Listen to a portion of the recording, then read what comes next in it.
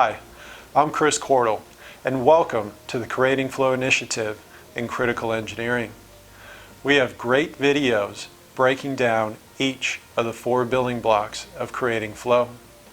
These 4 building blocks include value stream mapping, capacity management, planning, and visual controls. In this video, we will focus on InterAtiva Brazil's pull system.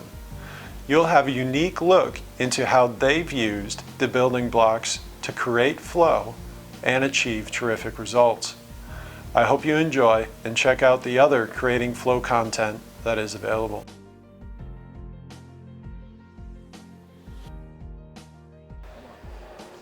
Então, logo pela manhã, Enrique is explaining the leveling process that happens in the back office. Tag slots are used to slot in standard and made-to-order products. Each order has all details about the job listed on the order sheet. These are also known as parts withdrawal and production instruction Kanbans. Made-to-order jobs will have a parts withdrawal and a production instruction to trigger kitting. Standard products will only have a parts withdrawal, as a visual Kanban at the semi-finished goods supermarket will indicate when pre-assembly replenishes.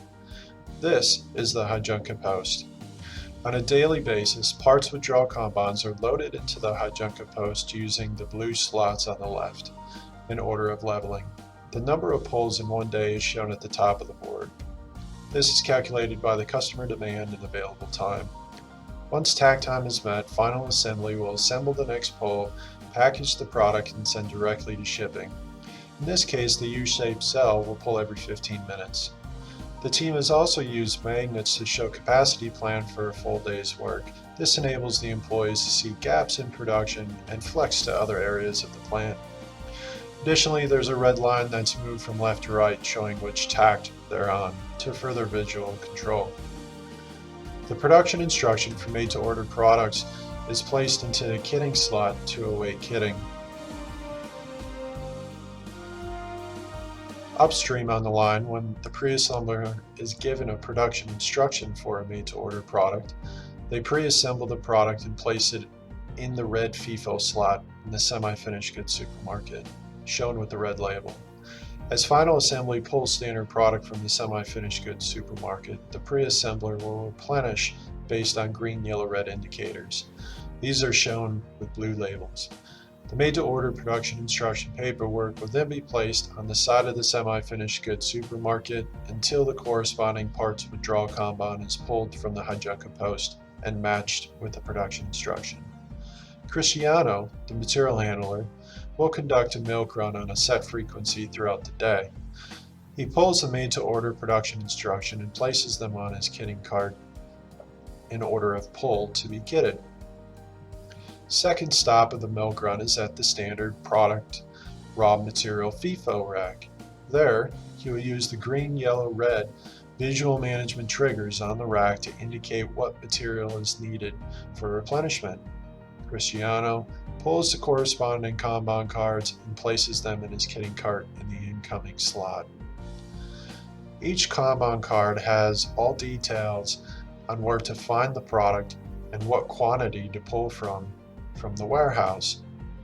The number of Kanbans across the line were calculated based on usage and delivery frequency. Min-max quantities throughout the line were calculated using lead time and customer demand. Once the Kanbans are pulled, the material handlers then pull raw stock from the warehouse to replenish online.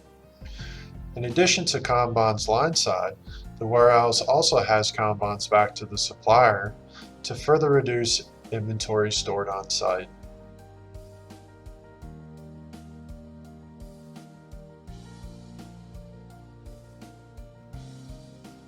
As you can see in their future state map, now their current state, InterAtiva has 3 pull loops in the value stream. First pull loop shown is at the pacemaker process top assembly. Parts withdrawal Kanbans are leveled into the Hajunka post, triggering pull from semi-finished goods supermarket. This then triggers a production instruction to pre-assembly for replenishment. The second pull loop is from pre-assembly to the warehouse. Once the pre-assembler pulls line-side stock, the material handler will replenish raw stock from the warehouse. Third pull loop is from warehouse to supplier. Once the material handler pulls stock from the warehouse sends a signal back to the supplier for replenishment. Additionally, you'll see there is only one single point of scheduling at the pacemaker. Upstream from this point, parts are being pulled. Downstream from this point, they have continuous flow to the customer. I'd like to say that since we started the implementation of Lean program and creating Flow initiative at InterAtiva, you have been able to see a lot of improvements in terms of organization and efficiency. Today, we highlighted our U-shaped cell that we worked in batch lines before, and after 5 stages of implementation, we have reduced 58% in terms of time and 75% in terms of space.